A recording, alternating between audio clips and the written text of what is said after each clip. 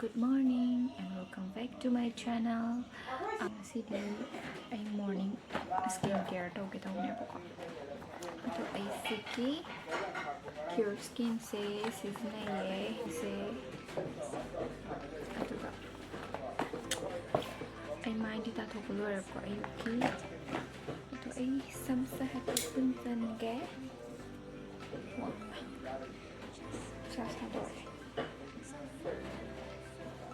Oh my cinnamon pack sống với cùng cực rồi cái thằng ta bị bại betul sedikit box tidak pas mainan laem ada sedikit face wash tara gala abane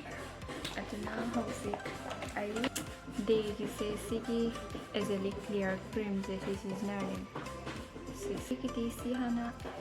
face wash ta bilor kanda si this nei bisa sama tong lower ni ko ai ki mana oka iki side kinu kum balai busan pimples lay pa chaka jing do o tane batay de si kita ka tane tay de si kita ka panal ko nei bu ko thank ka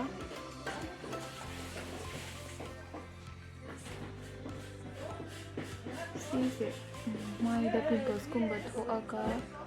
redness kumba leibdo adudo pahande ne ba adedi acne kumba breakout ta pressing do itu so pahle ai doctor ready ai jahanda ai 6 month kumba sure because my pimples are totally easy ai hoje yam para ne ba ai kit box ani sure ko season yam para ai do doctor de chat pa do farak tar lai ko aduna si je advertise yam to mai ta aina gel le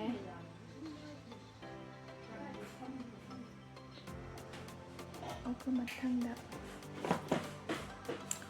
siki this moisturizer kumbane aduga maze 2-in-1 oibo sunscreen ju yawe ba screen je SPF 40 oidoine PA++ oibo ko adu si se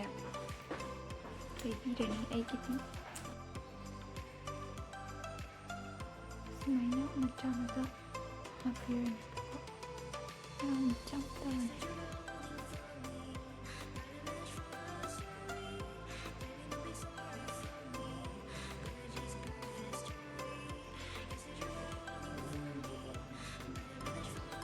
sih tay bật quá ăn em lòi mà đưa mà đi cream gì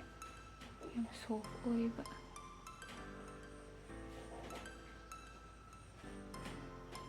ấy sẽ bên bộ gì này âm thọ mà mình diện vào cái này một trò này tôi xin là cần là thọ lòng kế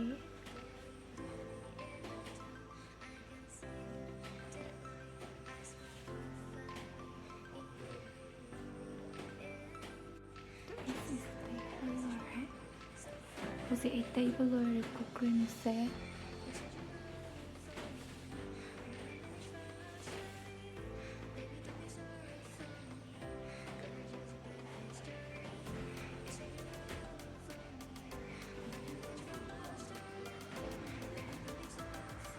ay size ta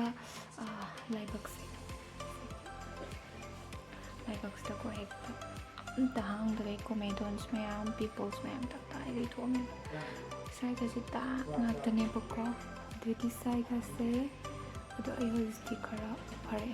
para baka sa anay hanan hayo ay stalore ay ki hosi ki skincare ito ay mayam tar ni kunutang na ito ka Siki Rectino RX sales ang Birani Hana after 30 minutes Siki gel sisang baby doing it she's in now moisturizer niya kasi kuba ze hana haidi ang pao sunanan haidi sundar ang bataki kang hong dan to at ito na ꯂꯩꯔꯨꯔꯤꯕ ꯑꯗꯨꯗ ꯑꯩꯗꯣ ꯀꯩꯅꯣ video ꯅꯝꯕꯗꯣ ꯌꯥꯝ ꯄꯥꯛꯅ interest ꯂꯩꯔꯨꯗ꯭ꯔꯦꯕꯀꯣ ꯍꯥꯏꯗꯤ ꯏꯃꯨꯡꯗ ꯑꯅꯥꯕ ꯊꯣꯛꯑꯃꯤꯅ ꯁꯨꯝ ꯅꯨꯡꯉꯥꯏꯇꯦꯗꯅ ꯏꯁꯥꯗꯣꯀꯣ ꯑꯗꯨꯗꯨꯅ ꯍꯥꯏꯗꯤ ꯅꯝꯕꯕꯨꯗꯤ ꯌꯥꯏ ꯑꯗꯨ ꯑꯣꯏꯔꯁꯨ ꯁꯨꯝ ꯅꯨꯡꯉꯥꯏꯇꯦꯕ ꯑꯗꯩꯗꯤ ꯒꯨꯂꯤꯒꯨꯝꯕꯁꯨ ꯃꯌꯥꯝ ꯆꯥꯔꯦꯕꯀꯣ ꯍꯥꯏꯗꯤ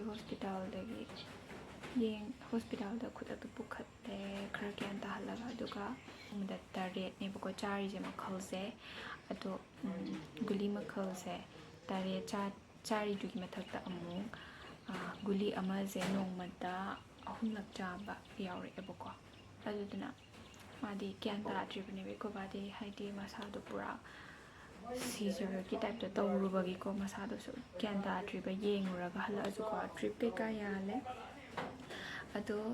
ꯃꯥ ꯃꯊꯟꯇ ꯒꯨꯂꯤ ꯆꯥꯎ ꯍꯥꯏꯕꯗꯣ ꯌꯥꯔꯣꯏꯕꯀꯣ ꯑꯩꯈꯣꯏ ꯃꯥꯡꯒꯣꯟꯁꯨ ꯁꯦꯝꯃꯤꯕ ꯑꯣꯏꯅꯤꯅ ꯊꯕꯛꯁꯦ ꯌꯥꯝ ꯆꯤꯜꯂꯦꯕ ꯑꯩ ꯚꯤꯗꯤꯑꯣ ꯈꯤꯇꯪ ꯅꯝꯕ ꯍꯥꯏꯗꯤ ꯍꯧꯔꯛꯑꯕꯅꯦꯕꯀꯣ ꯑꯗꯣ ꯁꯤꯗꯩꯗꯤ ꯑꯃꯨꯛ ꯊꯥꯒꯠꯂꯛꯑꯅꯤ ꯍꯥꯟꯅꯩ ꯇꯥꯏꯞꯇ ꯑꯗꯨꯗꯨꯅꯤꯗ ꯍꯥꯏꯗꯤ ꯌꯨꯝꯗ ꯅꯥꯕ ꯌꯥꯎꯕꯅꯤꯅ ꯅꯨꯡꯉꯥꯏꯇꯦꯗꯅꯀꯣ ꯋꯥꯈꯜꯗꯣ